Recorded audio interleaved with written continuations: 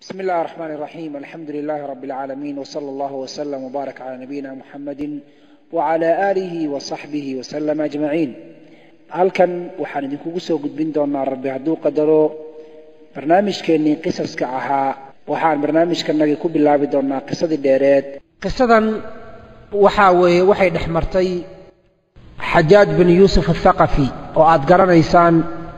amiir ka ahaa dhulka ciraaq dowladdii amawiyiinta xilligeeda, iyo wiil yar oo ka dhashay bani haashim. xajaaj waxaa abtiyaal u ahaa reer bani umaya oo mucaawiya uu ka dhashay. wiilkan yarna wuxuu isir ahaan ka soo jeeday reer bani haashim oo cali bin abi aalib uu ka dhashay, dagaalna uu ka dhexeeyey labada qolo. qisadu waxa ay ku bilaabanaysaa xajaaj bin yuusuf athaqafi. xajaaj bin yuusuf athaqafi ayaa maalin maalmaha ka mid ah waxa uu aaday inuu soo ugaarsado. waxaa u baxay ugaarsi. xajaaj bin yuusuf athaqafi waxaan nidhi waxa uu baxay ugaarsi si uu u soo ugaarsado ugaar. ninkii xajaaj ahaa markii uu bannaankii magaaladii ka tegey buu wuxuu arkay wiil yar oo gacanta ku haya 9 ey xarga ay ku xihan yihiin. 9 ey xarga ay ku xihan yihiin ayuu gacanta ku hayay wiilkii yaraa. xajaaj wuxuu soo dul istaagay wiilkii yaraa 10 jirka ahaa eeyaha xargahooda gacanta ku hayay buu soo dul istaagay. su'aal buu weydiiyey, wuxuu ku yidhi, wiil yahow maxaad samaynaysaa? wiilkii yaraa intuu kor u eegay buu wuxuu yidhi, waxaad ii sidaa war aanan ku farxin. waxaad igu eegtay indha dadka lagu liido. waxaad igula hadashay hadal isla weyni ku jirto. hadalkaagu ruux isla weyn ayuu u eg yahay, caqligaagana caqli dameer ayuu u eg yahay. xajaaj wuxuu yidhi, ima garanaysid miya? wiilkii yaraa wuxuu yidhi, wejigaaga madowgiisa ayaan kugu gartay markaad hadal igu bilowday adigoon i salaamin. xajaaj wuxuu yidhi, war hooge, soo ma ogid inaan xajaaj ahay? wiilkii yaraa wuxuu yidhi, ilaahay gurigaaga ma soo dhoweeyo, martidaadana ilaahay kuuma sooro hadal badnidaa oo karaamo darnidaa. xajaaj hadalkii intuusan dhammayn, wiilkii yaraa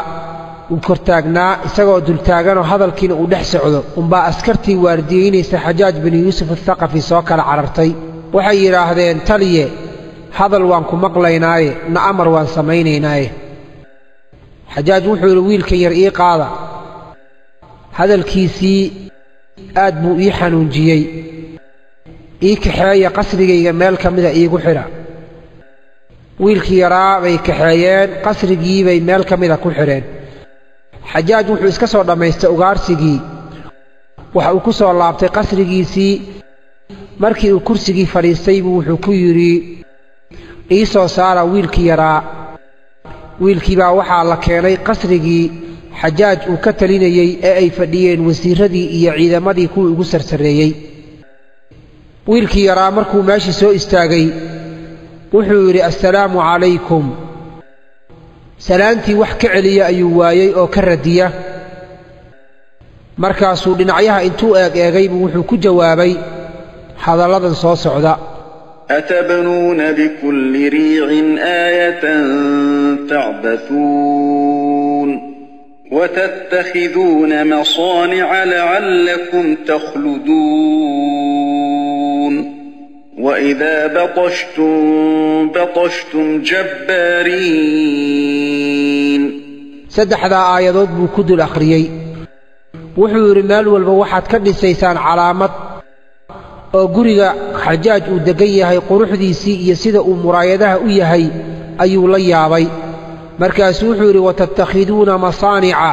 warshada ayaad dhisanaysaan lacallakum takhluduun, sida inaad adduunka ku waaraysaan. waidaa badashtum, haddaad ruux qabataan aad rabtaan inaad xukuntaanna, badashtum jabbaariin, dad madax adag oo xadgudbay idinkoo ah ayaad dadku qabanaysaan. xajaaj sidaa ayuu kursi ugu jiifa, gadaalgadaal wuu soo fadhiistay. dadkii meesha joogay ilmo dhowr ahoo ka mid ah ayaa wiilkii yaraa waxay ku yidhaahdeen, wax adaba ma lihid. amiirka markaad u soo gelaysay salaan u qalanta ma aadan salaamin. soo ma ogid inaad amiirka ciraaq gurigiisa ku jirto maad si fiican u salaantid wiilkii yaraa wuxuu yidhi waxaad tihiin digada dameerka in aan salaanta noocaasi ku salaamo xajaaj waxaa ii diiday waan daalay buu yidhi waddo dheer bay isoo mariyeen jaranjarooyin dheerna way isoo saareen markaan gurigan qasrigan soo gelayay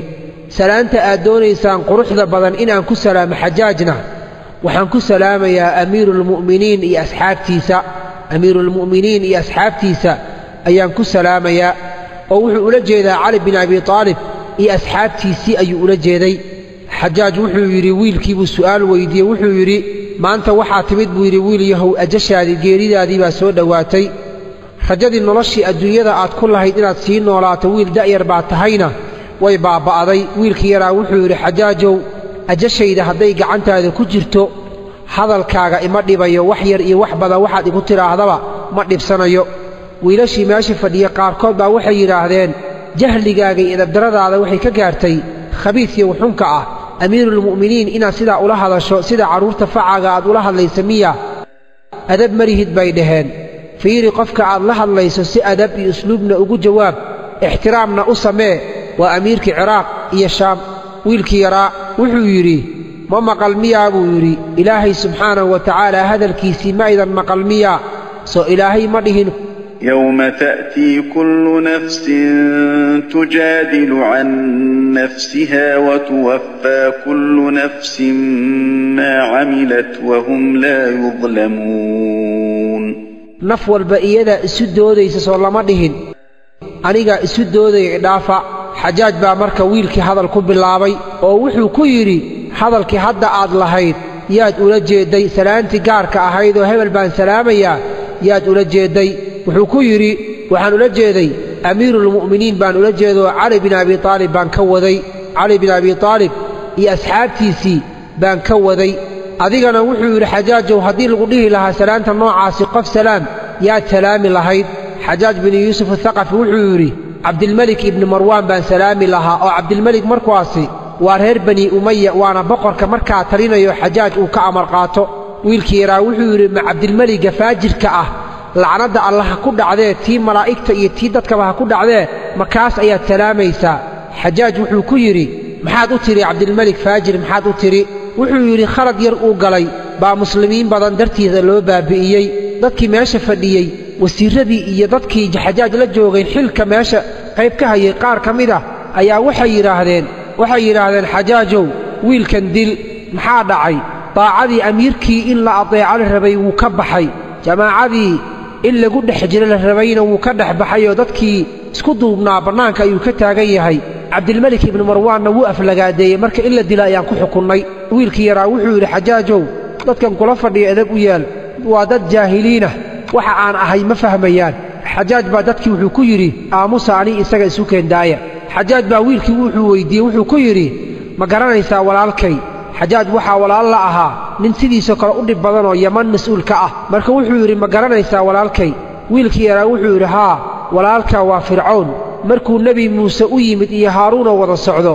si carshigii uu ugu fadhiyey isaga ay uga qaadaan dadkii la fadhiyey buu la tashaday adigana fircoon baa walaal kula ahoo kuwan kula fadhiya ayaad la tashanaysaa xajaaj wuxuu yidhi qoorta ka gooya marba haddii fircoon la sheegayba wuxuu yidhi qoorta ka gooya ruqaashi nin la yidhaahdo waa xajaaj ka agdhow wasiirrada ugu dhowdhow ah baa intuu xoogaa wiilka yaraa u naxay buu is yidhi wiilka yar haddii qoorta laga gooyo da'dan yar waa ilmo yare bal badbaadi markaas wuxuu yidhi amiiruulmu'miniin oo xajaajow ilaahay ha kuu gargaaree inaadan wiilka dilin isku day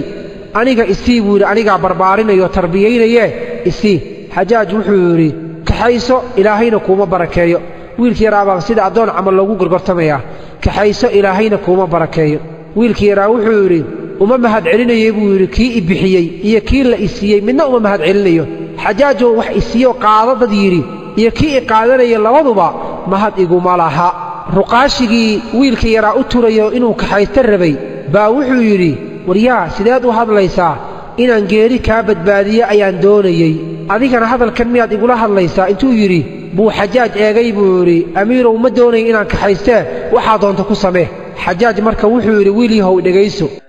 waddankeed ka timid wiilkii yaraa wuxuu yidhi masar baan ka imid xajaaj wuxuu yidhi magaaladii faasiqiintii baad ka timid miyaa dhul faasiqiin baad ka timid wiilkii wuxuu yidhi maxaad ugu magacowda magaalada faasiqiinta xajaaj wuxuu yidhi biyaheedana waxaa lagu cabaa weelal dahab ah dumarkeeduna magaalada aad ka timid waa dumar heesaha ciyaaro oo meelaha ku boodboodo naylka webiga nayl ee dhexmarana waa webi cajiib ahoo dadku ay la yaabaan ehelka deggan masarna cajab ma aha carabna ma aha wiilkii yaraa wuxuu yidhi haddaba anigu magaaladaa kama iman la soco xajaaj wuxuu yidhi xaggeed ka timid wiilkii wuxuu yidhi ahlu khuraasaan baan ahay dhulkii muslim iyo bukhaari ay ka soo baxeenoo iiraan iyo afghanistaan dhulkaa ayuu sheegtay xajaaj wuxuu yidhi min sharri makaan meel lala yaabo shar badan baad ka timid diinkuna ku yar yahay wiilku wuxuu yidhi maxaad sidaa u tidhi xajaaj wuxuu yidhi waa dad cajam ah oo aan carab ahayn oo cajam ah weeye waa sidii xoolaha ariga iyo lo'da iyo geeloo kale weeye hadalkoodu wuu culus yaho lama karo midkooda qaniga oo hantida lehna waa bakhayl wiilku wuxuu yidhi haddaba anigu magaaladaa kama iman xajaaj wuxuu yidhi xaggeed ka timid wiilkii wuxuu yidhi dhulka shaam ayaan ka imid xajaaj wuxuu yidhi waxaad ka timid dhul fiican le'anna dhulkaa isaga uu dhul fiican ku tilmaamay waa dhulkii mucaawiya looga gargaaro markuu cal la dagaalamayey wuxuu yidhi waxaad ka timid dhul fiican laakiin meelaan ka nabcahay aniga ma jirto waa meel dadka ka yimaada jidhkoodu uu adag yahay wiilkii wuxuu yidhi haddaba anigu meesha kama iman xajaaj wuxuu yidhi xaggeed ka timid wiilkii wuxuu yidhi yaman baan ka imid xajaaj wuxuu yidhi waxaad ka timid magaalo dadkeeda aysan ka saynin haddii ixsaan loo sameeyo waa mahadsan tahay waa walaalkiisa ayaa ka taliya wiilkii yaraa wuxuu yidhi maxaa sidaa u tidhi xajaaj wuxuu yidhi codkoodii wuxuu yidhi wuu mac yahay hadalkooduna wuu jilicsan yahay midkooda caqliga badanna wuxuu isticmaalaa miyuusiga iyo heesaha kan jaahilkana khamriga ayuu cabbaa wiilkii yaraa wuxuu yidhi aniga ka mid ma ahi haddaba kuwaa xagga kama dhalan xajaaj wuxuu yidhi xaggeed ka timid wiilku wuxuu yidhi reer maka ayaan ahay xajaaj wuxuu yidhi waxaad ka timid kuwa shar badan oo jaahiliin ah caqligoodu yar yahay dhul ay ku nool yihiin baad ka timid wiilkii yaraa wuxuu yidhi maxaad sidaa u tidhi xajaaj wuxuu yidhi waa qolo ilaahay uu nebi wanaagsan ka soo dhex saaray nebigii bay beeniyeen wayna eryeen qolo ayaa ilaahay ku badbaadiyey oo ilaahay uu ku soo dhoweeyey nebiga isaga ah jeclaaday karaameeyey wiilkii yaraa wuxuu yidhi haddaba anigu meesha kama iman xajaaj wuxuu yidhi jawaabahaagu way igu bateen qalbigayga wuxuu ii sheegayaa inaan ku dilo wiil yahow inaan ku dilo wiilkii yaraa wuxuu yidhi geeridayda hadday gacantaada ku jirto adigaa ma ku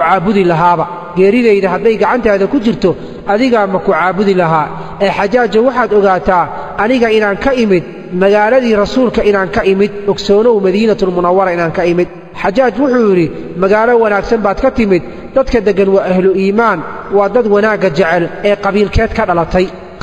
dhalatay ii sheeg xajaaj wiilkii yaraa wuxuu yidhi waxaan ka dhashay reer la yidhaahdo bani khaalib ayaan ka dhashay oo isir ahaanna uu ka dhashay cali bin abi taalib nasab walboo adduunkan ku abtirsada qolana wuu baabba'aa nasabkanagii mooye haddaan annaga nahay reerka nebiga ma baabba'ayno ilaa maalinka qiyaamo waan jiraynaa xajaaj intuu aad u carooday buu yidhi wiilkan madaxa ka gooya dadkii meesha fadhiyey baa waxay yidhaahdeen xajaajo waa wiil yara in la dila ma mudnee maad iska daysid xoogaha iyaguna caatifadan oo dhinacan rasuulka iyo familkiisi way qaaday xajaajna way ka baqayaan xajaaj wuxuu yidhi maya khasab waxaa ah in la dilo wiilkan xitaa hadduu samada ka dhawaaqo ruux dhawaaqaya uu yidhaahdo yaan la dilin oo wuxuu ula jeedaa malag xataa hadduu ilaahay soo diray yidhahdo wiilka yaan la dilin wiilka in la dilo waa qasab wiilkii yaraa wuxuu yidhi nebi ma tihide yaa samada kaaga dhawaaqayo xajaaj wuxuu yidhi oo inaan ku dilo hadda yaa iga kaa hortaagan ayuu xajaaj wiilka weyddiiyey wiilkii yaraa wuxuu yidhi waxaana kala taagan inaad i disho ee ruuxa qalbiga iyo ruuxa kala dhexgala waa ilaahay buu ula jeedaa allaha kala dhexgala ruuxa iyo qalbigiisa ayaa aniga iyo adigana inaad i disho iga kaa celinayo xajaaj wuxuu yidhi ilaahayga aad sheegayso isaga ayaa igu kaalmaynaya aniga inaan ku dilo adiga wiilkii yaraa wuxuu yidhi maya ilaahay kuguma kaalmaynayee shayddaankaaga ayaa kugu kaalmaynaya inaan aniga idisho ee ilaahay baan ka magan galay adiga iyo shayddaankaagaba xajaaj wuxuu yidhi wiilyow waxaan ku arkaa jawaabtaadu inay fara badantaho aad iigu jawaabayso ee wuxuu yidhi waxaad ii sheegtaa ruuxa wuxuu alle ugu dhowaan kara ma ii sheegi kartaa wiilkii yaraa wuxuu yidhi haa ilaahay waxaa loogu dhowaadaa soomka iyo salaadda sakada iyo xajka ayaa ilaahay loogu dhowaadaa xajaaj wuxuu yidhi aniga ilaahay waxaan ugu dhowaanayaa dhiiggaaga sababtoo ah waxaad i tidhi waxaan ahay ilmihii xasan iyo xuseen faracoodii baan ahay soo ima aad dhihin haa inaan aniga ku dilo baan ilaahay ugu dhowaanayaa oo xasan iyo xuseen iyo faracaasi ayuu aad u nabcaa xajaaj bin yuusuf athaqafi wiilkii yaraa wuxuu yidhi isagoon cabsi iyo argagax midna ku jirin aniga waxaan ahay buu yidhi awlaaddii rasuulka ayaan ahay sala allahu calayh wasalama ajashayda iyo geeridayda hadday gacantaada ku jirto shayddaankaagii ayaa yimid buu yidhi si uu aakhiradaada u fasahaadiyo ayuuna kugu yimid oo inuu aakhiro kaa fasahaadiyo ayuu doonayaa wiilkii yaraa baa ku jawaabay oo xajaaj baa wuxuu ku jawaabay wuxuu yidhi ma waxaad leedahay awlaaddii rasuulka ayaan ahay oo geerina waad necabta waad ka baqaysaa miya wiilkii wuxuu yidhi mayo ilaahay sooma dhihin walaa tulquu biaydiikum ila tahluka gacmihiinna halaagha isku gelinina ilaahay sooma dhihin xajaaj wuxuu yidhi yaa ku dhala wiil yahow ii sheeg wuxuu u raadinayaa hadallo inuu wiilka wax un ku daayo markaasuu wuxuu yidhi yaa ku dhala wiil yahow wiilkii yaraa wuxuu ku jawaabay hooyo iyo aabbo ayaa i dhalay hooyo iyo aabbo unbaa i dhalay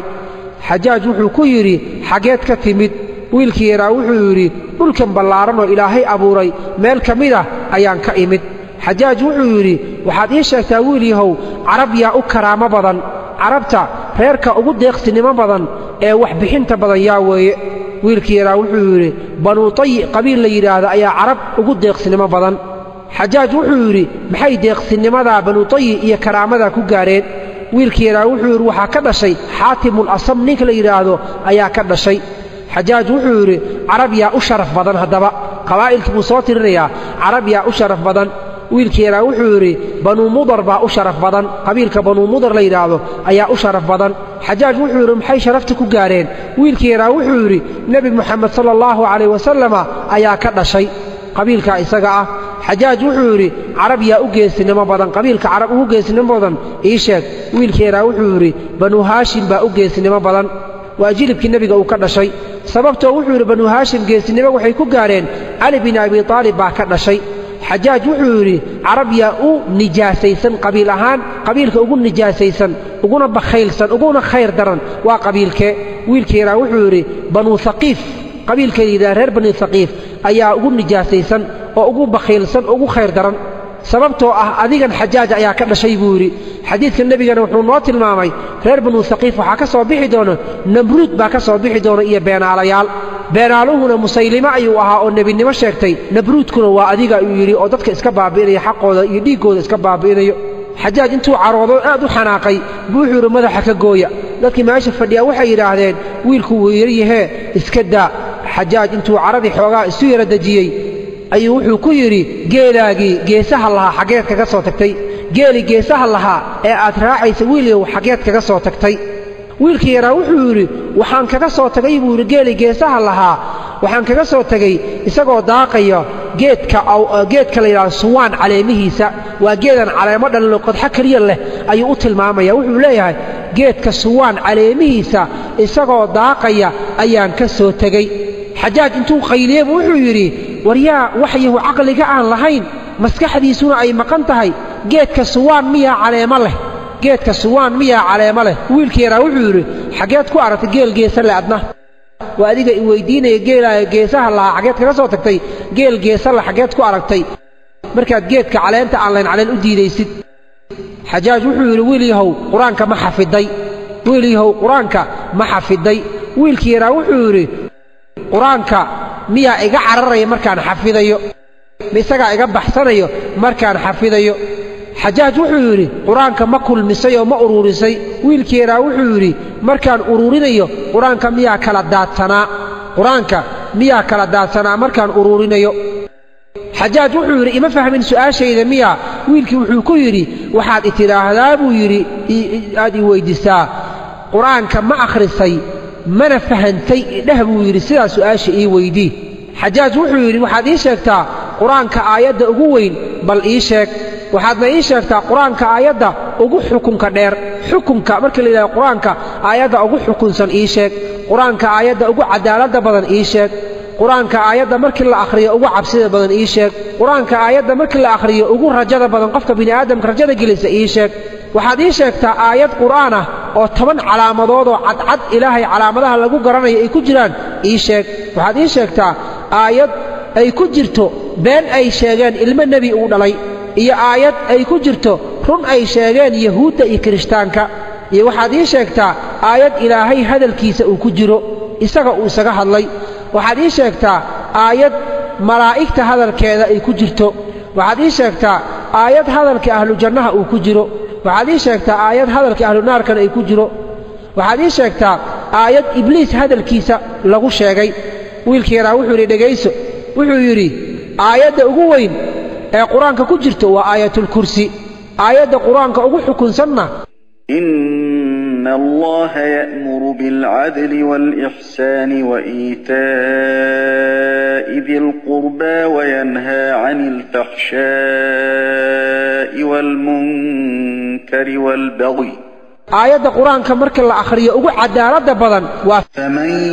يعمل مثقال ذرة خيرا يره ومن يعمل مثقال ذرة شرا يره وعدالة أي تلمانتو قف والبوح إليه ماذا الله ميثيا آيات وحي القرآن كأقول عبسية بدن وآيات إلهي وكشاغي أيطمع كل امرئ منهم أن يدخل جنة نعيم أيطمع موحي الرجين كل امرئ قف والبو إذن كمدا أو منهم قال كمدا أن يدخل جنة النعيم قف والبو قال أدونك جوغو ما إنه جنة إسكاقل أيودونيا آيات وقد مع وناكسن wuxuu yiri aayada ugu rajada badan ruuxa markii uu rajo sheego rajo uu doonayana inuu akhriyo laga rabo waxay tahay aayada ilaahay qul ya ibadiy alladhina asrafu ala anfusihim la taqnatu min rahmatillah inna allaha yaghfiru adh-dhunuba jami'a إنه هو الغفور الرحيم oo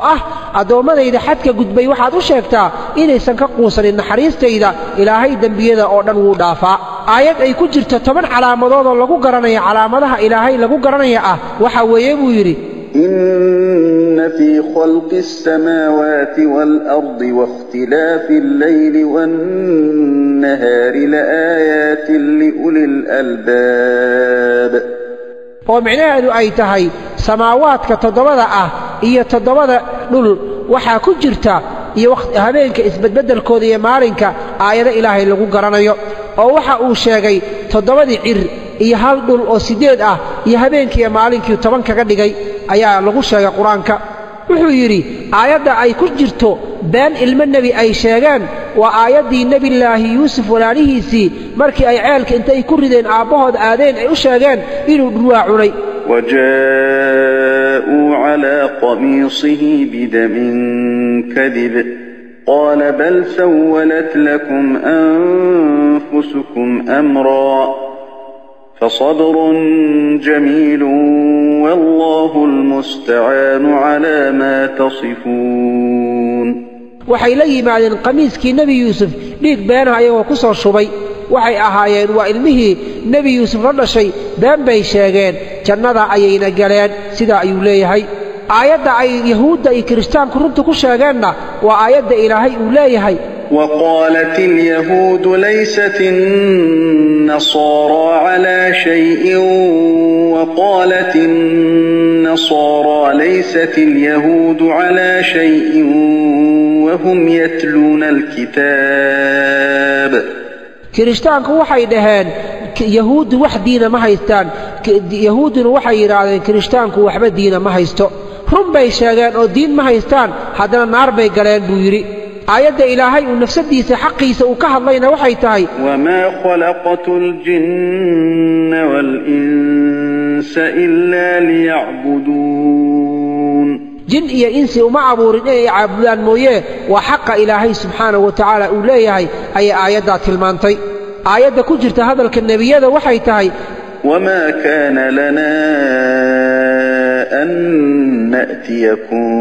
بسلطان إلا بإذن الله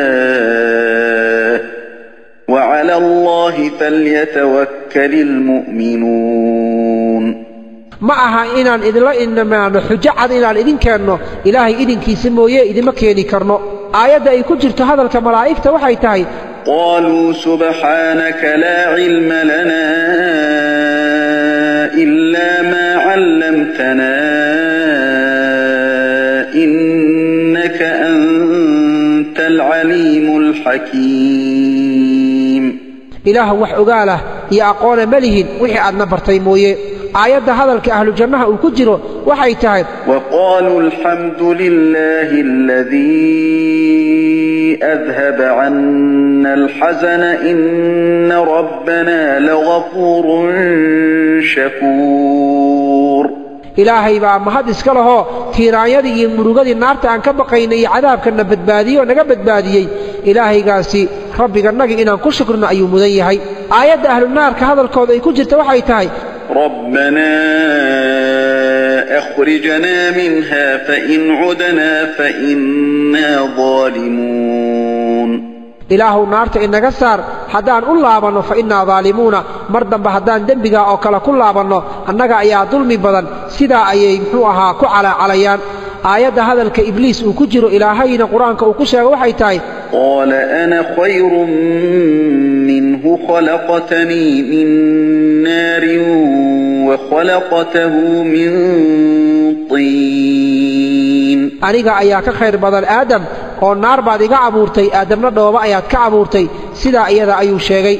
حجاج ويلكي مركو انتي دميي بالسؤال ويدي وحيري وحاد إيشاك تاقف لغا عبوري هودا إيا قف لغو بدباديه هو إيا قف هو لغو دلي wiilkii raa wuxuu yidhi ruuxa hawada laga abuuray waa nebi ciise calayhi salaam oo neef baa laga abuuray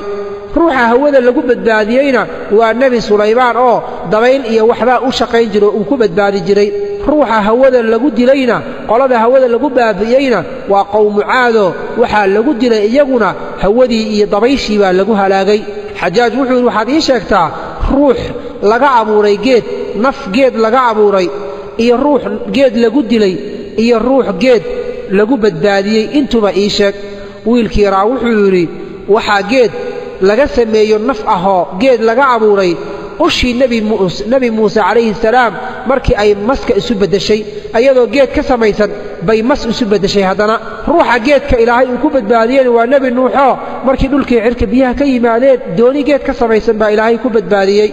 ruuxa geedka lagu dilayna waa nebi zakariya oo dadkiisu ay ku dileen xajaaj wuxuu yidhi waxaad ii sheegtaa ruux biyo laga abuuray ruux biyo lagu badbaadiyey dhexdooda iyo ruux biyo lagu halaagay wuxuu yidhi wiilkii yaraa waxaa biyo laga abuuray aadam calayhi salaam waxaa biyo lagu badbaadiyey nebi muuse oo baddi ka gudbay waxaa biyaha lagu dilayna fircawn iyo qowmkiisa xajaaj wuxuu yidhi waxaad ii sheegtaa wax naarta qof naarta laga abuuray iyo qof naar laga badbaadiyey wiilku wuxuu yidhi naar waxaa laga abuuray ibliis naarna waxaa laga badbaadiyey nebi ibraahim markii lagu riday godkii dabka ahaa xajaaj wuxuu yidhi marka wiilkii yaraa buu su'aal kale weydiiyo waxa uu yidhi waxaad ii sheegtaa buu yidhi webiyada jannada iyo tiradooda ii sheeg wiilkii yaraa wuxuu yidhi webiyada jannada mara aad bay u fara badan yihiin oo tiradooda ilaahay subxaanahu wa tacaala unbaa garan kara soo ilaahay ma dhihin buu yidhi مثل الجنة التي وعد المتقون فيها أنهار من ماء غير آسن وأنهار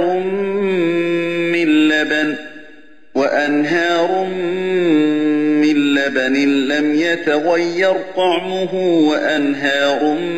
من خمر لذة للشاربين وأنهار من عسل مصفى ilaahay sooma dhihin jannada waxaa ku jiro webiyaal biyo aan isbedelaynin webiyaal caana aan dhadhankoodu bedelmaynin iyo waxaa ku jiro webiyaal khamri oo qofka caba qolada cabta ay dhadhansanayso iyo webiyaal malab ahoo saafiyaal ah ayaa ku jira soo ilaahay subxaanahu wa tacaala ma uusan dhihin markaasuu wiilkii yaraa wuxuu yidhi dhammaantood buu yidhi webiyaasha aad arkayso hal meel bay ka soo wada burqadaan iyagoo caano iyo biyo iyo khamri iyo muxuu ahaa malab isla ah bay haddana hal meel ka soo burqadaan iskumana darsamaan buu yidhioo biyihii iyo caanihii baa istaabta lama dhahayo wuxuu yidhi mid la mid ah webiyaasha iyadu sidaa ahna kuwa la mid ah adduunyada ayaa laga helaa oo madaxa bini'aadamka ayaa laga helaa buu yidhi wiilkii yaraa wuxuu yidhi webina dhadhankiisa wuxuu yidhi waa dhanaan webina dhadhankiisu waa kharaar webina dhadhankiisu wuu mac yahay haddana webiyada iyaga ah iskuma darsamaan oo wuxuu ula jeedaa isha biyaha ka soo baxo ilintu waa dhanaan buu yidhi dhegta dhukayga iyo malaxda ka soo baxdana waa kharaar afka candhuufta ka soo baxdana waa macaan saddexduna madaxii bay ka soo baxaan haddana iskuma darsamaan xajaaj wuxuu yidhi ahlu jannuhu way cunaan way cabbaan mana saxaroodaan ee wax la mid ah ahlu jannaha ma laga helaa adduunyada ruux intuu cuno cabo aan saxaroon wiilkii yaraa wuxuu yidhi haa waa uurku jidhka caloosha hooyada ku jiro ubadka yar waxbuu cunaa waxbuuna cabaa mana haddana caloosha hooyada ku dhex saxaroonayo xajaaj wuxuu yidhi waxaad sheegtaa buu yidhi dhiiggii ugu horreeyo adduunyada ku dhibcay markii ilaahay uu aadam iyo abuurayba dhiigga ugu horreeyo dhulka ku dhibcay ma sheegi kartaa markaas wiilkii wuxuu yidhi haa waa dhiiggii xaawo ka yimid xaydka ahaa caadadii kaa ayaa ugu horreeyey wax dhiig ah oo dhulka ku dhibca xajaaj wuxuu yidhi waxaad ii sheegtaa caqliga bal wax iiga sheeg iimaankana wax iiga sheeg caqliga wax iiga sheeg iimaankana wax iiga sheeg xishoodka wax iiga sheeg deeqsinnimada wax iiga sheeg geesinimada wax iiga sheeg karaamada iyo sharafka wax iiga sheeg shahwada iyo qooqana wax iiga sheeg buu yidhi waad garatay soomaan wiilkeedaa wuxuu yidhi haddaan wax kaaga sheego caqliga ilaahay 10 buu u qaybiyey 9 ragga ayuu siiyey halna dumarka ayuu siiyey iimaanka ilaahay 10 buu u qaybiyey 9 reer yaman baa la siiyey halna adduunka kalaa loo qaybiyey xishoodka ilaahay wuxuu u qaybiyey 10 9 dumarka ayaa la siiyey halna ragga ayaa la siiyey deeqsinimada ilaahay wuxuu u qaybiyey 10 9 ragga ayaa la siiyey halna dumarka ayaa la siiyey geesinimada iyo sharafka ilaahay 10 buu u qaybiyey 9 carab baa la siiyey halna adduunka ayaa loo qaybiyey shahwada iyo qooqa iyo damcuna ilaahay 10 buu u qaybiyey 9 dumarka ayuu siiyey halna ragga ayuu siiyey waad garatay soomaa wuxuu yidhi ilaahay caqliga 10 buu u qaybiyo 9 waxa uu siiyey ragga halna dumarka ayuu siiyey iimaanka ilaahay wuxuu u qaybiyey 10 9 reer yaman baa la siiyey halna adduunyada kale ayaa loo qaybiyey xishoodka ilaahay 10 buu u qaybiyey 9 dumarka ayuu siiyey halna ragga ayuu siiyey deeqsinimada ilaahay 10 buu u qaybiyey 9 waxa uu siiyey ragga halna dumarka ayuu siiyey geesinimada iyo sharafka ilaahay wuxuu u qaybiyey 10 carab 9 buu siiyey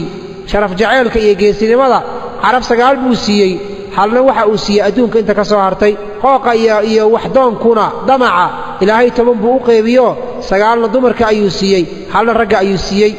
xajaaj markaas wuxuu yidhi waxaad ii sheegtaa su'aal baan ku weydiinayaaye qofka muslimka sanadkii hal mar wax ku waajibay ii sheeg wiilkii wuxuu yidhi waa soonka xajaaj wuxuu yidhi waxaad ii sheegtaa qofka muslimka cimrigiisa hal mar wax ku waajiba wiilkii wuxuu yidhi waa inuu beydka ilaahay u soo xajiyo xajaaj wuxuu yidhi waxaad ii sheegtaa waxa kuugu dhow hadda adiga agtaada kuugu dhow ii sheeg wiilkii wuxuu yidhi aakhiro ayaa ii dhow aakhiro ayaa hadda ii dhow xajaaj wuxuu yidhi subxaana allah ilaahay baa xumaan ka fog buu yidhi qofkuu doono ayuu xikmad siiyaa buu yidhi ma arkin buu yidhi wiil adiga cilmi iyo caqli iyo maskax kugu dhan ma arkin wiilkii yaraa wuxuu yidhi waan mudanahay in la isiiyo waan mudanahay inaan helo xajaaj wuxuu yidhi dadka yaa u xaqnimo badan inay khaliif noqdaan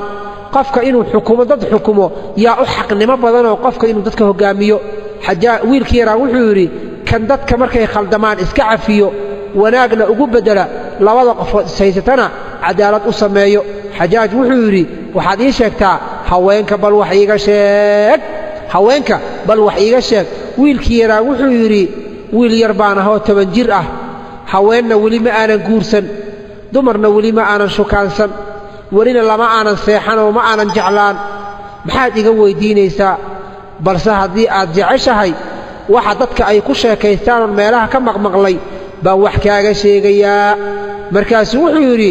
xajaajow haddaad hesho gabar 10 jir ah xuurulciin baad gacanta ku haysaa buu yidhi gabar 10 jir ah haddaad hayso xuurulciin ayaad gacanta ku haysaa iyosan kaa fakan waad garatay soomaan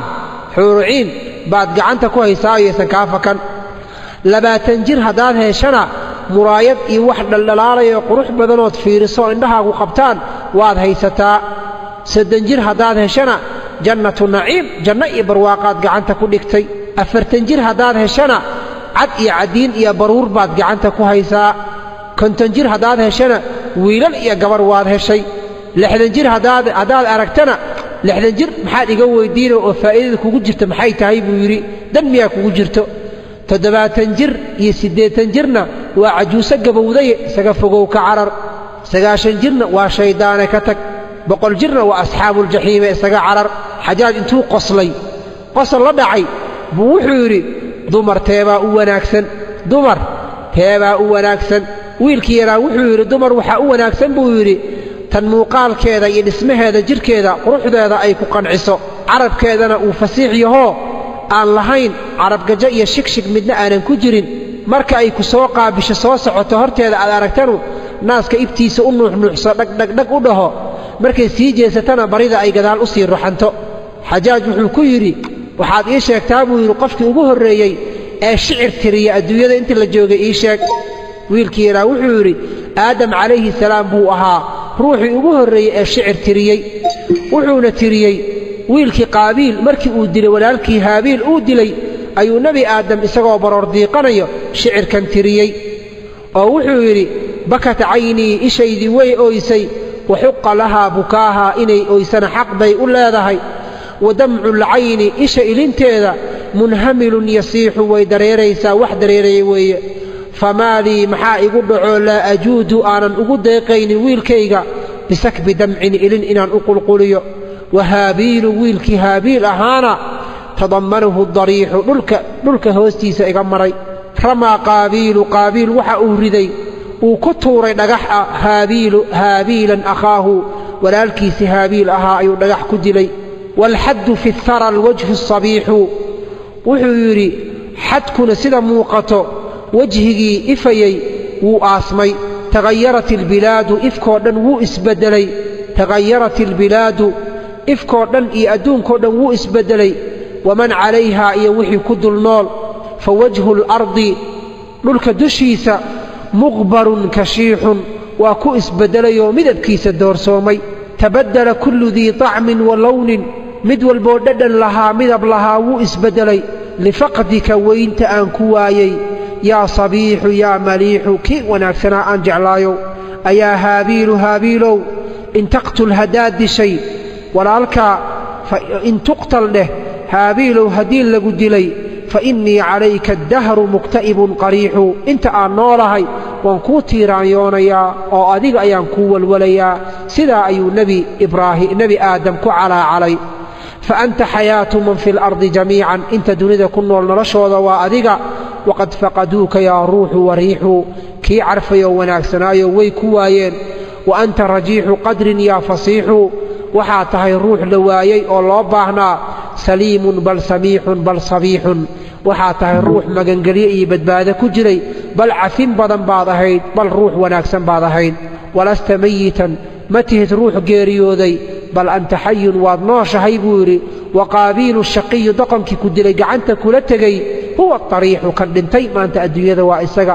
calayhi sakhtu min rabbi albaraayaa caradii ilaahay dushiisa ha ku dhacdo wa anta calayka tasliimun sariixun badbaado iyo nabadgelyo dushaada ha ahaato sidaa ayuu ku calaacalay nebi aadam wiilkiisa marka la dilay markuu calaacalay kadib baa shicirkii labaadoo jawaabta waxaa u tiriyey ibliis oo meel ka dhow nebi aadam taaganaa baroordiiqiisana maqlayey wuxuu yidhi tanuuxu waad qaylinaysaa cala albilaadi magaalooyinka ayaad ku qaylinaysaa waman calayhaa iyo ciddi dul saaran baad u qaylinaysaa wa fi lfirdowsi jannadiina qad daaqa bika alfasiixu ciriir kugu soo noqotay jannaduna ciriiri bay kugu soo noqoto adii ilmahaagoo janno ku jiro ayaad ku soo noolaan weysay wa kunta bihaa janno ayaad ku noolayd firdowso wasawjika iyo wiilkaaga iyo wasawjika xaaskaaga fii naciimin barwaaqo ayaad ku sugnaadeen min almawlaa allaha idin abuurta uu idin siiyey wa qalbuka mustariixun qalbigaagana wuxuu ahaa qalbi raaxaysanaya khadactuka aniga ayaa ku khayaamay fii dahaa'ii maskaxdaydii ayaan kugu khayaamay uma makrii dhagartayda beenta aheedun kugu dhaartay baan kugu khayaamay ilaa an faataka alcayshu arashiixu noloshii barwaaqada badneed ee jannada ilaa ay kaa soo gudubtay faqaala xajaaj wuxuu yidhi marka ii sheeg buu yidhi wiil yahow carab shicir ay tirisay midka ugu qiimaha badan ii sheeg wiilkii yaraa wuxuu yidhi shicirkii uu tiriyey xaatimu taa'i ayuu ahaa markii uu yidhi wa ukrimu dayfa waxaan karaamaynayaa martida xatman qasab iyo dirqin anigoo ay igu tahay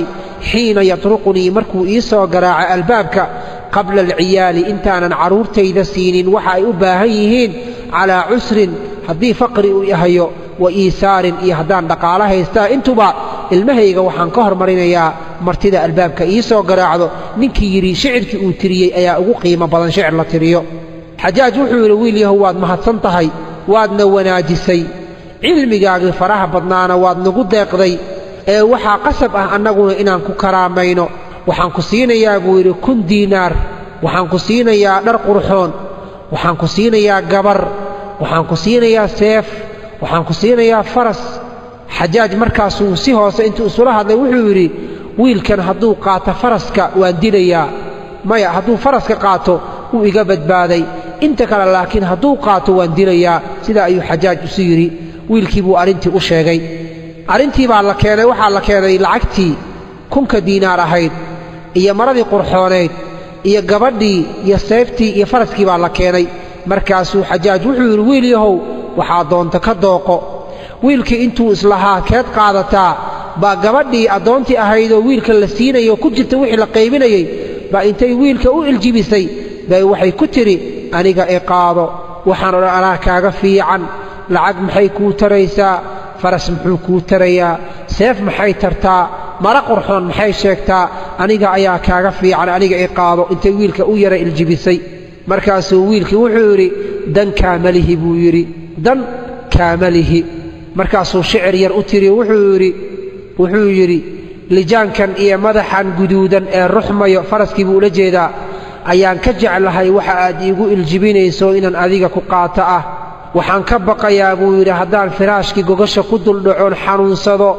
cilladii iyo jiradaydana ay dheeraato inaadan ila sii joogin waxaan ka baqayaa haddaan meel haadaan ka dhacno zamankuna uu i beddelo inaadan ii gargaarin jiis iyo wax haddaan noqdo inaadan ii gargaarin waxaan ka baqayaa haddaad lacagta yaroon haystood iga weyso in aad dadka lacagta lahoo cadowgayga ah iga raacdo gabadhii baa u jawaabtay waxay tidhi ilaahay baa xumaan ka fog bay tidhi waxaad i tidhaahdaa ayaan samaynayaa haddaad gacantayda bidixda goyso midigtaydana aad goyso sirta ninkayga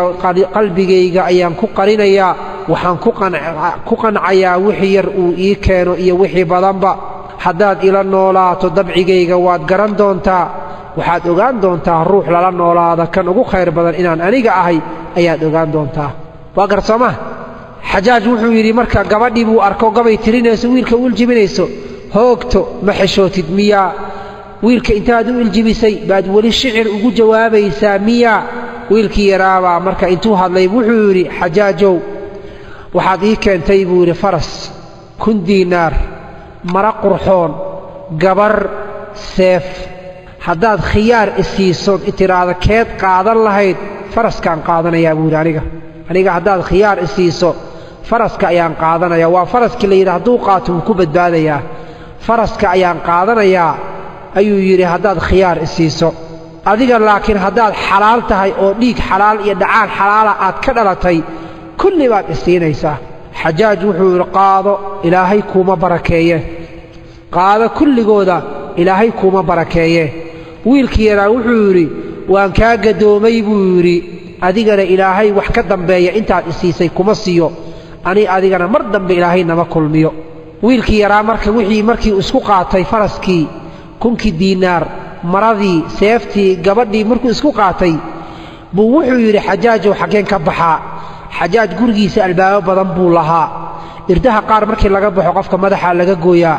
qaar qofka gacmaha laga gooyaa qaar qofka xabsi baa la dhigaa qaar qofka waa la karaameeyaa xaggeen ka baxaa buu yidhi xajaajow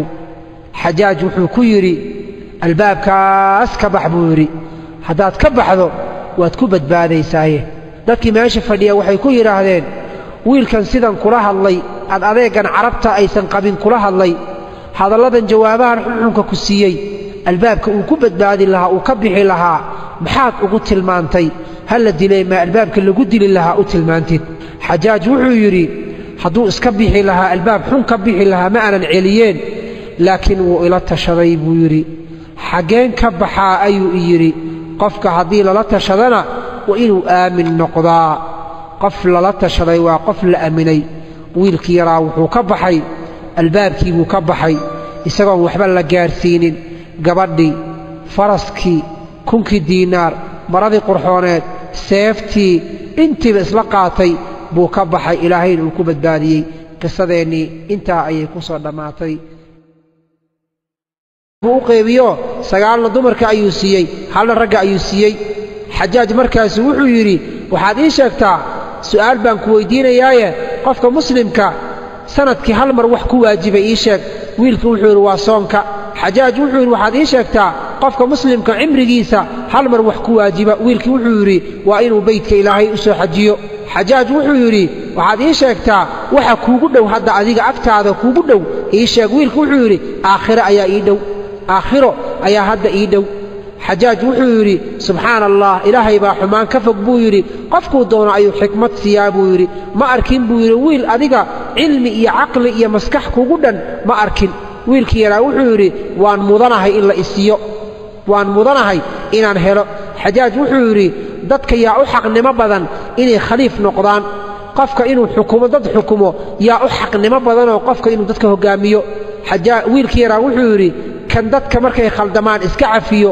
wanaagna ugu beddela labada qofood ishaysatana cadaalad u sameeyo xajaaj wuxuu yidhi waxaad ii sheegtaa haweenka bal wax iiga sheeg haweenka bal wax iiga sheeg wiilkii yaraa wuxuu yidhi wiil yar baan ahoo 10 jir ah haweenna weli ma aanan guursan dumarna weli ma aanan shukaansan welina lama aanan seexanoo ma aanan jeclaan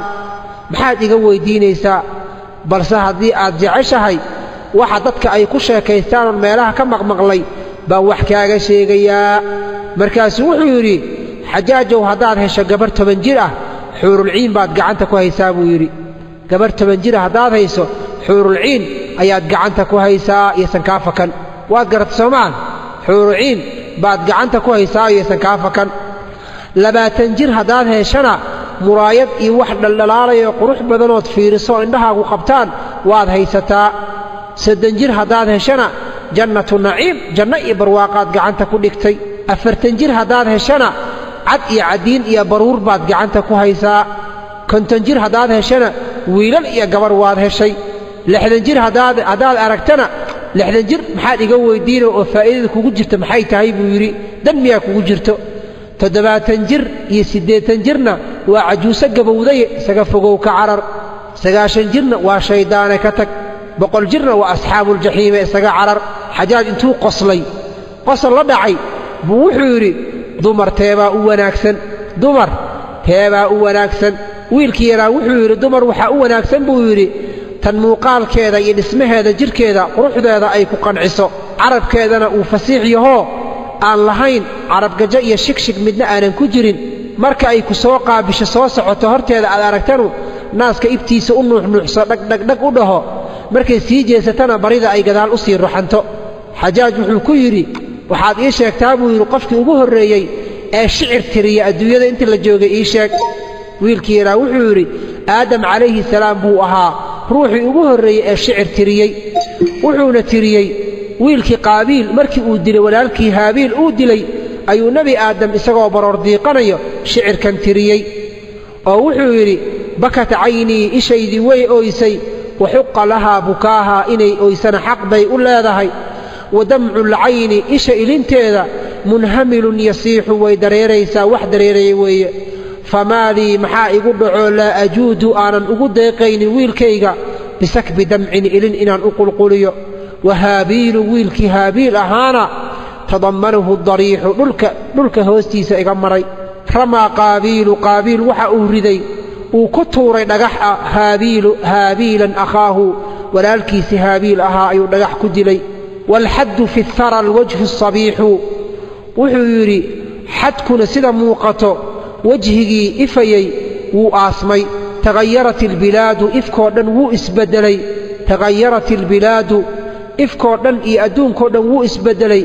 waman calayhaa iyo wixii ku dul nool fa wajhu اlardi dhulka dushiisa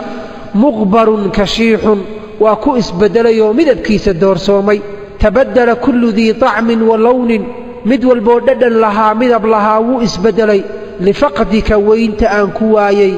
yaa sabiixu yaa maliixu kii wanaagsanaa aan jeclaayow ayaa haabiilu haabiilow in taqtul haddaad dishay walaalkaa in tuqtal dheh haabiilow haddii lagu dilay fa innii calayka addahru mukta'ibun qariixu inta aan noolahay waan kuu tiiraanyoonayaa oo adiga ayaan kuu walwalayaa sidaa ayuu nebi aadam ku calaacalay fa anta xayaatu man fi lardi jamiican inta dunida ku nool noloshooda waa adiga waqad faqaduuka yaa ruuxu wariixu kii carfayoo wanaagsanaayo way ku waayeen wa anta rajiixu qadrin yaa fasiixu waxaa tahay ruux la waayey oo loo baahnaa saliimun bal samiixun bal sabiixun waxaa tahay ruux magangelye iyo badbaado ku jiray bal cafin badan baad ahayd bal ruux wanaagsan baad ahayd walasta mayitan ma tihid ruux geeriyooday bal anta xayun waad nooshahay buu yidhi wa qaabiilu shaqiyu doqonkii ku dilay gacanta kula tegey huwa ariixu kan dhintay maanta adduunyada waa isaga calayhi sakhtu min rabbi albaraayaa caradii ilaahay dushiisa ha ku dhacdo wa anta calayka tasliimun sariixun badbaado iyo nabadgelyo dushaada ha ahaato sidaa ayuu ku calaacalay nebi aadam wiilkiisa marka la dilay markuu calaacalay kadib baa shicirkii labaadoo jawaabta waxaa u tiriyey ibliis oo meel ka dhow nebi aadam taaganaa baroordiiqiisana maqlayey wuxuu yidhi tanuuxu waad qaylinaysaa cala albilaadi magaalooyinka ayaad ku qaylinaysaa waman calayha iyo ciddi dul saaran baad u qaylinaysaa wa fi lfirdowsi jannadiina qad daaqa bika alfasiixu ciriiri kugu soo noqotay jannaduna ciriiri bay kugu soo noqoto adii ilmahaagoo janno ku jiro ayaad ku soo noolaan weysay wa kunta bihaa janno ayaad ku noolayd firdowso wasawjika iyo wiilkaaga iyo wasawjika xaaskaaga fii naciimin barwaaqo ayaad ku sugnaadeen min almawlaa allaha idin abuurta uu idin siiyey wa qalbuka mustariixun qalbigaagana wuxuu ahaa qalbi raaxaysanaya khadactuka aniga ayaa ku khayaamay fii dahaa'ii maskaxdaydii ayaan kugu khayaamay uma makrii dhagartayda beenta aheedun kugu dhaartay baan kugu khayaamay ilaa an faataka alcayshu arashiixu noloshii barwaaqada badneed ee jannada ilaa ay kaa soo gudubtay faqaala xajaaj wuxuu yidhi marka ii sheeg buu yidhi wiil yahow carab shicir ay tirisay midka ugu qiimaha badan ii sheeg wiilkii yaraa wuxuu yidhi shicirkii uu tiriyey xaatimu taa'i ayuu ahaa markii uu yidhi wa ukrimu dayfa waxaan karaamaynayaa martida xatman qasab iyo dirqin anigoo ay igu tahay xiina yatruqunii markuu ii soo garaaca albaabka qabla alciyaali intaanan carruurtayda siinin waxa ay u baahan yihiin calaa cusrin haddii faqri uu yahayo wa iisaarin iyo haddaan dhaqaalo haystaa intuba ilmahayga waxaan ka hormarinayaa martida albaabka ii soo garaacdo ninkii yidhi shicirkii uu tiriyey ayaa ugu qiimo badan shicir la tiriyo xajaaj wuxuu yidhi wiil yahow waad mahadsan tahay waadna wanaajisay cilmigaagii faraha badnaana waad nagu deeqday ee waxaa qasab ah annaguna inaan ku karaamayno waxaan ku siinayaa buu yidhi 1,000 diinaar waxaan ku siinayaa dhar qurxoon waxaan ku siinayaa gabar waxaan ku siinayaa seef waxaan ku siinayaa faras xajaaj markaasuu si hoose intuu isula hadlay wuxuu yidhi wiilkan hadduu qaato faraska waan dilayaa maya hadduu faras بسم الله الرحمن الرحيم الحمد لله رب العالمين وصلى الله وسلم وبارك على نبينا محمد وعلى آله وصحبه وسلم أجمعين halkan waxaan idinkugu soo gudbin doonaa rabbi hadduu qadaro barnaamijkeennii qisaska ahaa waxaan barnaamijkanagii ku bilaabi doonaa qisadii dheereed qisadan waxaa weeye waxay dhex martay xajaaj bin yuusuf athaqafi oo aad garanaysaan amiir ka ahaa dhulka ciraaq dowladdii amawiyiinta xilligeeda iyo wiil yar oo ka dhashay bani haashim xajaaj waxaa abtiyaal u ahaa reer bani umaya oo mucaawiya uu ka dhashay wiilkan yarna wuxuu isir ahaan ka soo jeeday reer bani haashim oo cali bin abi aalib uu ka dhashay dagaalna uu ka dhexeeyey labada qolo qisadu waxa ay ku bilaabanaysaa xajaaj bin yuusuf athaqafi xajaaj bin yuusuf athaqafi ayaa maalin maalmaha ka mid ah waxa uu aaday inuu soo ugaarsado waxaa u baxay ugaarsi xajaaj bin yuusuf athaqafi waxaan nidhi waxa uu baxay ugaarsi si uu u soo ugaarsado ugaar ninkii xajaaj ahaa markii uu bannaankii magaaladii ka tegey buu wuxuu arkay wiil yar oo gacanta ku haya 9 ey xarga ay ku xihan yihiin 9 ey xarga ay ku xihan yihiin ayuu gacanta ku hayay wiilkii yaraa xajaaj wuxuu soo dul istaagay wiilkii yaraa 10 jirka ahaa eeyaha xargahooda gacanta ku hayay wuu soo dul istaagay su'aal buu weydiiyey wuxuu ku yidhi wiilyahow maxaad samaynaysaa wiilkii yaraa intuu kor u eegay buu wuxuu yidhi waxaad ii sidaa war aanan ku farxin waxaad igu eegtay indha dadka lagu liido waxaad igula hadashay hadal isla weyni ku jirto hadalkaagu ruux isla weyn ayuu u eg yahay caqligaagana caqli dameer ayuu u eg yahay xajaaj wuxuu yidhi ima garanaysid miya wiilkii yaraa wuxuu yidhi wejigaaga madowgiisa ayaan kugu gartay markaad hadal igu bilowday adigoon i salaamin xajaaj wuxuu yidhi war hooge soo ma ogid inaan xajaaj ahay wiilkii yaraa wuxuu yidhi ilaahay gurigaaga ma soo dhoweeyo martidaadana ilaahay kuuma sooro hadal badnidaa oo kalaamo darnidaa xajaaj hadalkii intuusan dhammayn wiilkii yaraa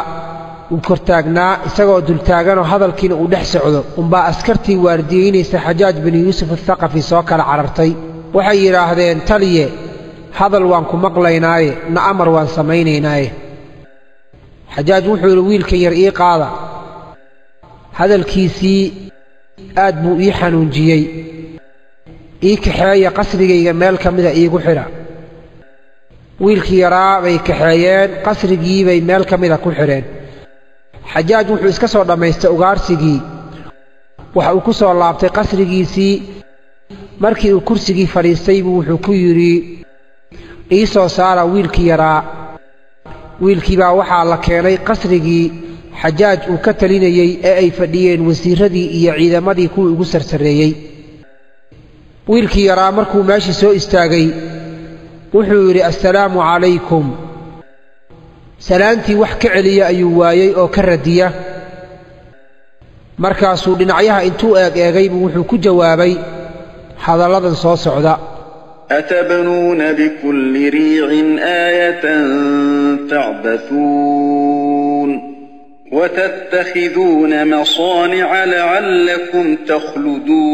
تخلدون وإذا بطشتم جبارين saddexdaa aayadood buu ku dul akhriyey wuxuu yidhi meel walba waxaad ka dhisaysaan calaamad oo guriga xajaaj uu deggan yahay quruxdiisii iyo sida uu muraayadaha u yahay ayuu la yaabay markaasuu wuxuu yidhi watattakhiduuna masaanica warshada ayaad dhisanaysaan lacallakum takhluduun sida inaad adduunka ku waaraysaan wa idaa badashtum haddaad ruux qabataan aad rabtaan inaad xukuntaanna badashtum jabbaariin dad madax adag oo xadgudbay idinkoo ah ayaad dadku qabanaysaan xajaaj sidaa ayuu kursi ugu jiifa gadaalgadaal wuu soo fadhiistay dadkii meesha joogay ilmo dhowrahoo ka mid ah ayaa wiilkii yaraa waxay ku yidhaahdeen wax adaba ma lihid amiirka markaad u soo gelaysay salaan u qalanta ma aadan salaamin soo ma ogid inaad amiirka ciraaq gurigiisa ku jirto maad si fiican u salaantid wiilkii yaraa wuxuu yidhi waxaad tihiin digada dameerka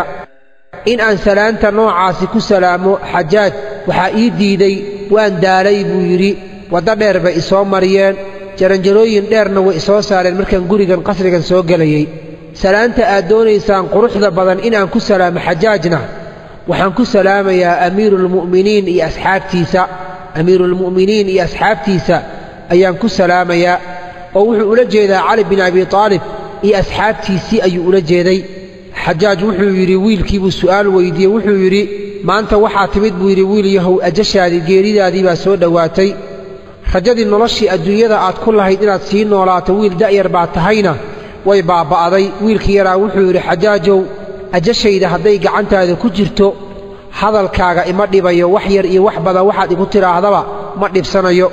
wiilashii meesha fadhiya qaarkood baa waxay yidhaahdeen jahligaaga iyo edabdaradaada waxay ka gaartay khabiidkiyo wuxunka ah amiiruulmu'miniin inaad sidaa ula hadasho sida carruurta facaaga aad ula hadlaysa miya adab ma lihid bay dhaheen fiiri qofka aad la hadlayso si adab iyo usluubna ugu jawaab ixtiraamna u samee waa amiirkii ciraaq iyo shaam wiilkii yaraa wuxuu yidhi ma maqal miyaa buu yidhi ilaahay subxaanahu wa tacaala hadalkiisii ma idan maqal miyaa soo ilaahay ma dhihin يوم تأتي كل نفس تجادل عن نفسها وتوفى كل نفس ما عملت وهم لا يظلمون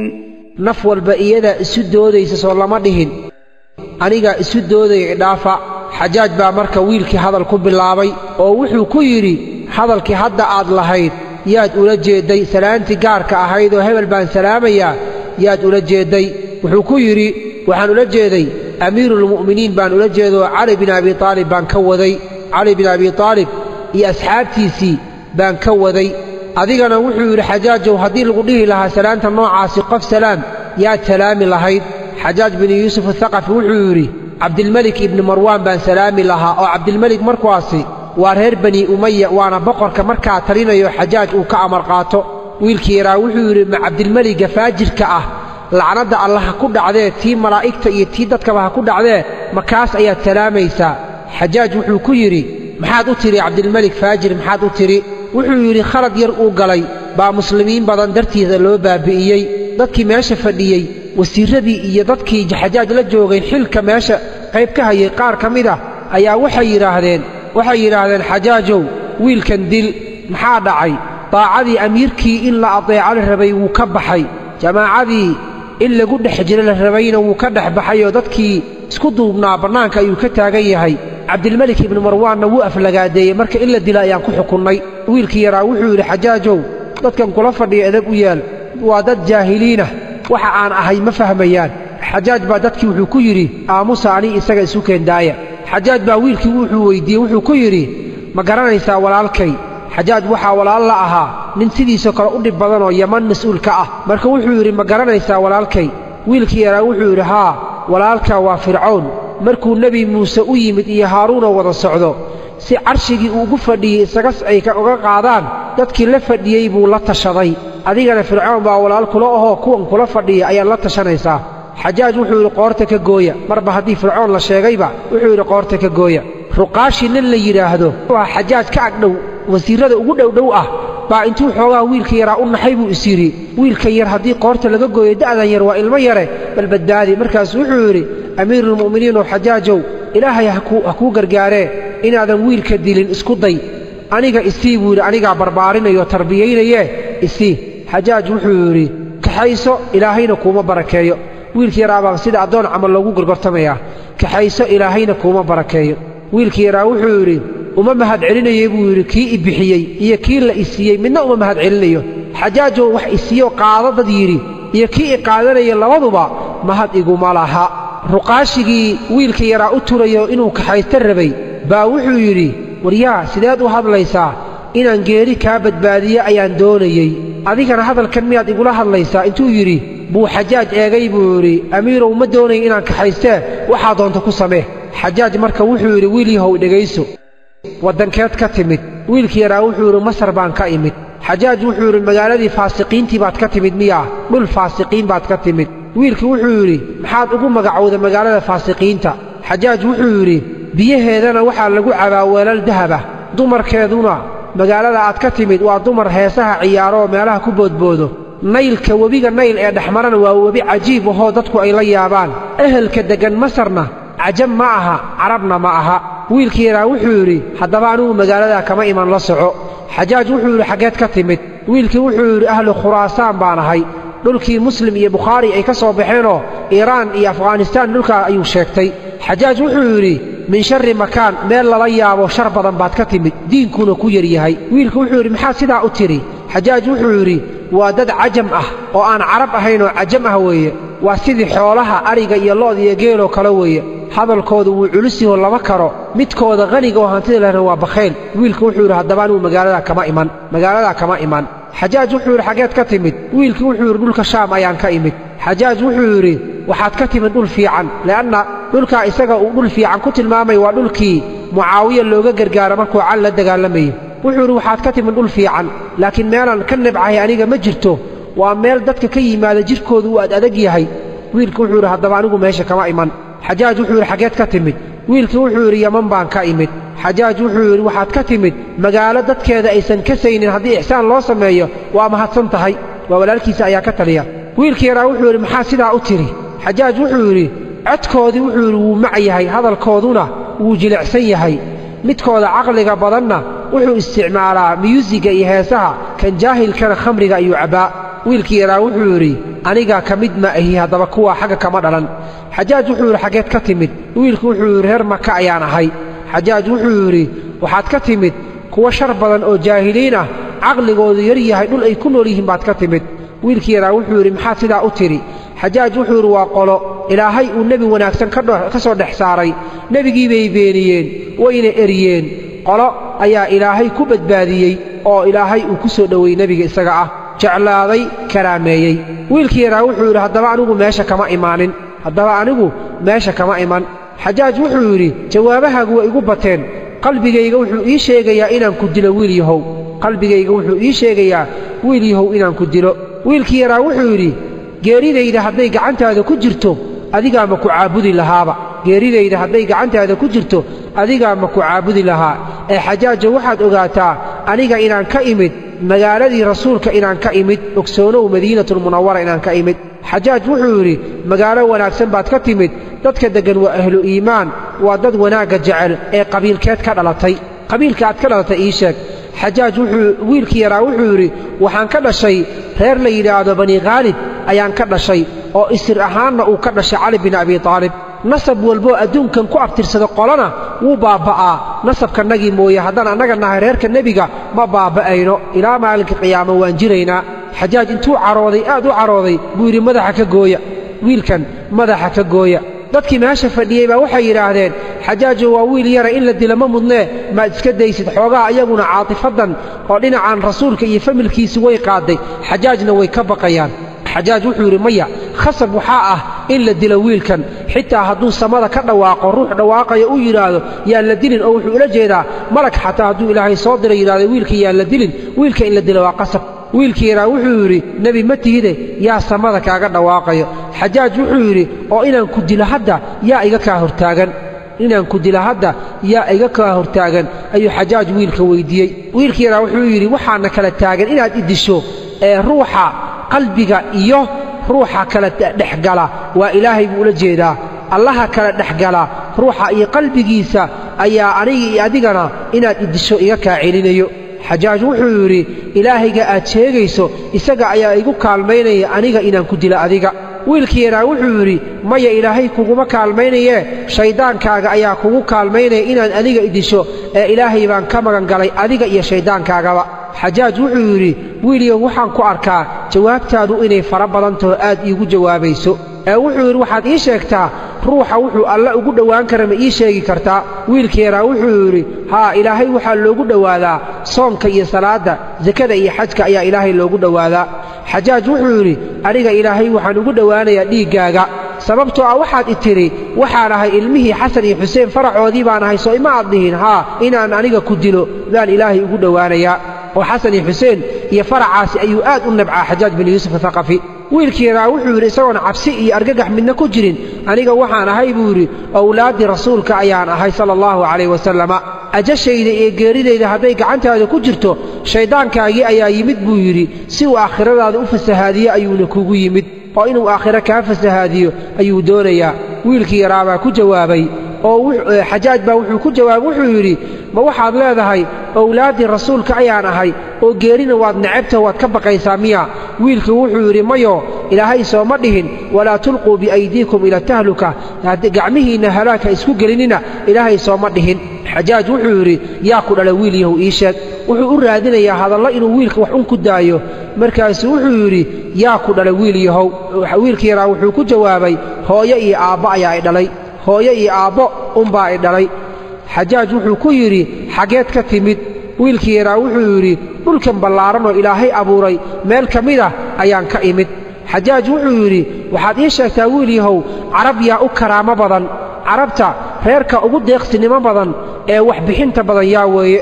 wiilkii yaraa wuxuu yidhi banuu tayi qabiil la yidhaahdo ayaa carab ugu deeqsinimo badan xajaaj wuxuu yidhi maxay deeqsinnimadaa banuu tayi iyo karaamadaa ku gaareen wiilkii yaraa wuxuu yidhi waxaa ka dhashay xaatimul asam ninka la yidhaahdo ayaa ka dhashay xajaaj wuxuu yidhi carab yaa u sharaf badan haddaba qabaa'ilkii buu soo tirinayaa carab yaa u sharaf badan wiilkii yaraa wuxuu yidhi banuu mudar baa u sharaf badan qabiilka banuu mudar la yidhaahdo ayaa u sharaf badan xajaaj wuxuu yidhi maxay sharafta ku gaareen wiilkii yaraa wuxuu yidhi nebi moxamed sala allahu calayh wasalama ayaa ka dhashay qabiilkaa isaga ah xajaaj wuxuu yidhi carab yaa u geesinimo badan qabiilka carab ugu geesinimo badan ii sheeg wiilkeeraa wuxuu yidhi banuu haashim baa u geesinimo badan waa jilibkii nebiga uu ka dhashay sababtoo wuxuu yidhi banuu haashim geesinimo waxay ku gaareen cali bin abi aalib baa ka dhashay xajaaj wuxuu yidhi carab yaa u nijaasaysan qabiil ahaan qabiilka ugu nijaasaysan uguna bakhaylsan uguna khayr daran waa qabiilkee wiilkeeraa wuxuu yidhi banuu haqiif qabiilka yidhaha reer bani haqiif ayaa ugu nijaasaysan oo ugu bakhaylsan ugu khayr daran sababtoo ah adigan xajaaj ayaa ka dhashay buu yidhi xadiidka nebigana wuxuu noo tilmaamay reer banu haqiif waxaa ka soo bixi doona namruud baa ka soo bixi doona iyo beenaalayaal beenaaluhuna musaylime ayuu ahaa oo nebinimo sheegtay nabruudkuna waa adiga ayuu yidhi oo dadka iska baabi'inaya xaqooda iyo dhiiggooda iska baabi'inayo xajaaj intuu caroodo aad u xanaaqay buu wuxuu yidhi madaxa ka gooya dadkii meesha fadhiya waxay yidhaahdeen wiilku wuu yaryahee iska daa xajaaj intuu caradii xoogaa isu yara dejiyey ayuu wuxuu ku yidhi geelaagii geesaha lahaa xaggeed kaga soo tagtay geelii geesaha lahaa ee aad raacaysa wiilyow xaggeed kaga soo tagtay wiilkii yaraa wuxuu yidhi waxaan kaga soo tagay buu yidhi geelii geesaha lahaa waxaan kaga soo tegey isagoo daaqaya geedka la yidhahdo suwaan caleemihiisa waa geedan caleemo dhallo qodxo keliya leh ayuu u tilmaamaya wuxuu leeyahay geedka suwaan caleemihiisa isagoo daaqaya ayaan ka soo tegey xajaaj intuu qayliyeybu wuxuu yidhi waryaa waxyahu caqliga aan lahayn maskaxdiisuna ay maqan tahay geedka suwaan miyaa caleemo leh geedka suwaan miyaa caleemo leh wiilkii yaraa wuxuu yidhi xaggeed ku aragtay geel geesa le adna waa adiga i weydiinaya geelaayo geesaha lahaa xaggeed kaga soo tagtay geel geesa le xaggeed ku aragtay markaad geedka caleenta aan layn caleen u diidaysid xajaaj wuxuu yidhi wiilyahow qur-aanka ma xafiday wiilyahow qur-aanka ma xafiday wiilkii yaraa wuxuu yidhi qur-aanka miyaa iga cararaya markaan xafidayo ma isagaa iga baxsanayo markaan xafidayo xajaaj wuxuu yidhi qur-aanka ma kulmisay oo ma uruurisay wiilkii yaraa wuxuu yidhi markaan uruurinayo qur-aanka miyaa kala daadsanaa qur-aanka miyaa kala daadsanaa markaan uruurinayo xajaaj wuxuu yidhi ima fahmin su'aashayda miyaa wiilkii wuxuu ku yidhi waxaad i tidhaahdaa buu yidhi aad i weyddiisaa qur-aanka ma akhrisay mana fahantay idheh buu yidhi sidaa su'aasha ii weydii xajaaj wuxuu yidhi waxaad ii sheegtaa qur-aanka aayadda ugu weyn bal ii sheeg waxaadna ii sheegtaa qur-aanka aayadda ugu xukunka dheer xukunka markii la yidhahdo qur-aanka aayadda ugu xukunsan ii sheeg qur-aanka aayadda ugu cadaaladda badan ii sheeg qur-aanka aayadda markii la akhriyo ugu cabsida badan ii sheeg qur-aanka aayadda markii la akhriyo ugu rajada badan qofka bini'aadamka rajada gelisa ii sheeg waxaad ii sheegtaa aayad qur'aan ah oo 10 calaamadoodoo cadcad ilaahay calaamadaha lagu garanayo ay ku jiraan ii sheeg waxaad ii sheegtaa aayad ay ku jirto been ay sheegeen ilmo nebi uu dhalay iyo aayad ay ku jirto run ay sheegeen yahuudda iyo kirishtaanka iyo waxaad ii sheegtaa aayad ilaahay hadalkiisa uu ku jiro isaga uu isaga hadlay waxaad ii sheegtaa aayad malaa'igta hadalkeeda ay ku jirto waxaad ii sheegtaa aayad hadalka ahlu jannaha uu ku jiro waxaad ii sheegtaa aayad hadalka ahlu naarkana ay ku jiro waxaad ii sheegtaa aayad ibliis hadalkiisa lagu sheegay wiilkii yaraa wuxuu yidhi dhegayso wuxuu yidhi aayadda ugu weyn ee qur-aanka ku jirto waa aayatulkursi aayadda qur-aanka ugu xukunsanna إن الله يأمر بالعدل والإحسان وإيتاء ذي القربى وينهى عن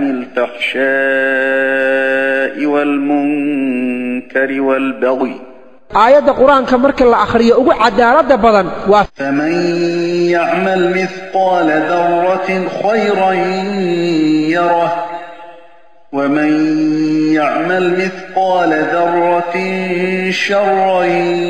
يره oo cadaaladda ayay tilmaanto qof walba wuxuu ula yimaado unbaa loo miisayaa aayadda wuxuu yidhi qur-aanka ugu cabsida badan waa aayadda ilaahay uu ku sheegay أيطمع كل امرئ منهم أن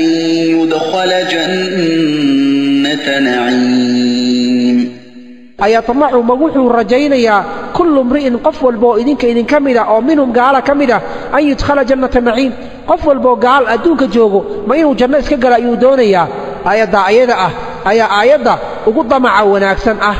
wuxuu yidhi aayadda ugu rajada badan ruuxa markii uu rajo uu doonayana inuu akhriyo laga rabo waxay tahay aayadda ilaahay قل يا عبادي الذين أسرفوا على أنفسهم أنفسهم لا تقنطوا من رحمة الله إن الله يغفر الذنوب جميعا إنه هو الغفور الرحيم oo adoomadayda xadka gudbay waxaad u sheegtaa inaysan ka quusanin naxariistayda ilaahay dambiyada oo dhan wuu dhaafaa aayad ay ku jirto 10 calaamadood oo lagu garanayo calaamadaha ilaahay lagu garanayo waxa weeye buu yiri إن في خلق السماوات والأرض واختلاف الليل والنهار لآيات لأولي الألباب oo micnaheedu ay tahay samaawaadka 7 iyo 7 dhul waxa ku jirta iyo habeenka isbedbedelkooda iyo maalinka aayada ilaahay lagu garanayo oo waxa uu sheegay 7 cir iyo hal dhul oo 8 iyo habeenkii iyo maalinkii 10 kaga dhigay ayaa lagu sheegay quraanka wuxuu yiri aayada ay ku jirto baan ilmo nabi ay sheegaan waa aayadii nabi ilaahi yuusuf walaalihiisii markii ay ceelka intay ku rideen aabahood aadeen ay u sheegeen inuu dhurwaa cunay وجاءوا على قميصه بدم كذب قال بل سولت لكم أنفسكم أمرا فصبر جميل والله المستعان على ما تصفون waxay la yimaadeen qamiiskii nabi yuusuf dhiig been ayagoo ku soo shubay waxay ahaayeen waa ilmihii nabi yuusuf la dhashay been bay sheegeen jannada ayayna galeen sida ayuu leeyahay aayadda ay yahuudda iyo kiristaanku runta ku sheegeenna waa aayadda ilaahay uu leeyahay وقالت اليهود ليست النصارى على شيء وقالت النصارى ليست اليهود على شيء وهم يتلون الكتاب kiristaanku waxay dhaheen yahuud wax diina ma haystaan yahuuduna waxay yiraahdeen kiristaanku waxba diina ma haysto run bay sheegeen oo diin ma haystaan haddana naar bay galeen buu yiri aayadda ilaahay uu nafsadiisa xaqiisa uu ka hadlayna waxay tahay wama khalaqatul jinna wal insa illa liya'budun jin iyo insi uma abuurin inay caabudaan mooye waa xaqa ilaahay subxaanahu wa ta'ala uu leeyahay ay aayadda tilmaantay aayadda ku jirta hadalka nabiyada waxay tahay wama kana lana أن نأتيكم بسلطان إلا بإذن الله وعلى الله فليتوكل المؤمنون معها إنان إذن لا إنما نحجعد إنان إذن كأنه إلهي إذن كيسمويه إذن ما كيني كرنو آيات أي كجرت هذا الملائكة وحيتهي قالوا سبحانك لا علم لنا إلا ما علمتنا إنك أنت العليم الحكيم إله وحقاله يا أقول ملهن وحي أدنا برطيمويه آيات هذا أهل الجنة وكجره وحيتهي وقالوا الحمد لله الذي أذهب عنا الحزن إن ربنا لغفور شكور إلهي بقى مهد اسكاله تيرايدي يمرغدي نارتا ان كبقينا عذابكنا بدباديو نغا بدباديي إلهي قاسي ربي قرناك إنان كل شكرنا أيو مذيهي آيات أهل النار كهذا الكود أي كجرت وحيتهي ربنا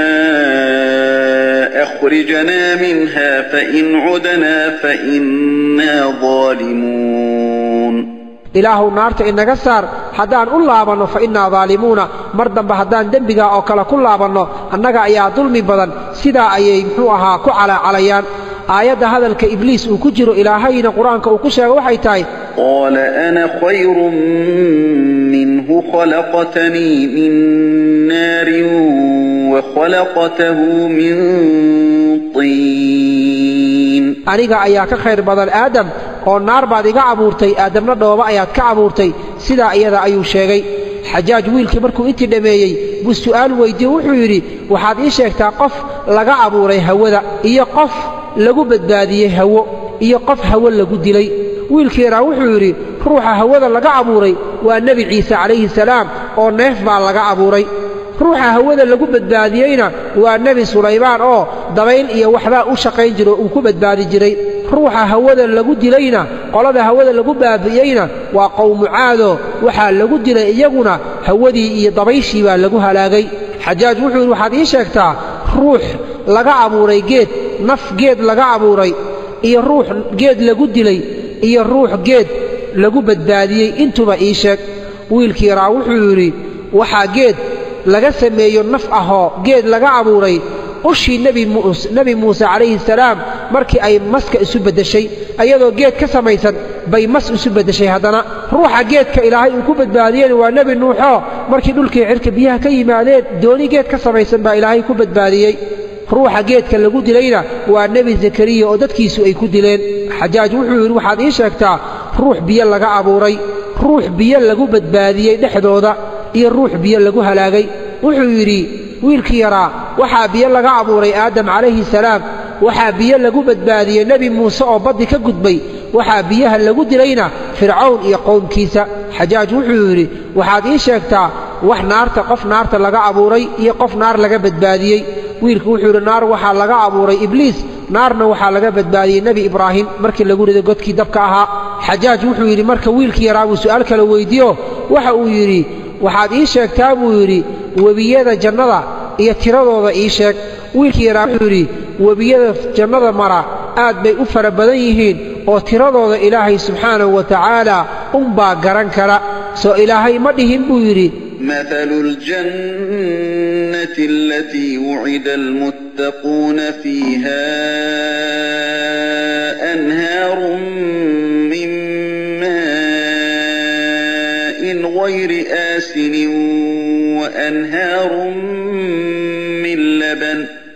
وأنهار من لبن لم يتغير طعمه وأنهار من خمر لذة للشاربين وأنهار من عسل مصفى ilaahay sooma dhihin jannada waxaa ku jiro webiyaal biyo aan isbeddelaynin webiyaal caana aan dhadhankoodu beddelmaynin iyo waxaa ku jiro webiyaal khamri oo qofka caba qolada cabta ay dhadhansanayso iyo webiyaal malab ahoo saafiyaal ah ayaa ku jira soo ilaahay subxaanahu wa tacaala ma uusan dhihin markaasuu wiilkii yaraa wuxuu yidhi dhammaantood buu yidhi webiyaasha aad arkayso hal meel bay ka soo wada burqadaan iyagoo caano iyo biyo iyo khamri iyo muxuu ahaa malab isla ah bay haddana hal meel ka soo burqadaan iskumana darsamaan buu yidhiyo biyihii iyo caanihii baa istaabta lama dhahayo wuxuu yidhi mid la mid ah webiyaasha iyadu sidaa ahna kuwa la mid ah adduunyada ayaa laga helaa oo madaxa bini'aadamka ayaa laga helaa buu yidhi wiilkii yaraa wuxuu yidhi webina dhadhankiisa wuxuu yidhi waa dhanaan webina dhadhankiisu waa kharaar webina dhadhankiisu wuu mac yahay haddana webiyada iyaga ah iskuma darsamaan oo wuxuu ula jeedaa isha biyaha ka soo baxo ilintu waa dhanaan buu yidhi dhegta dhukayga iyo malaxda ka soo baxdana waa kharaar afka candhuufta ka soo baxdana waa macaan saddexduna madaxii bay ka soo baxaan haddana iskuma darsamaan xajaaj wuxuu yidhi ahlu jannuhu way cunaan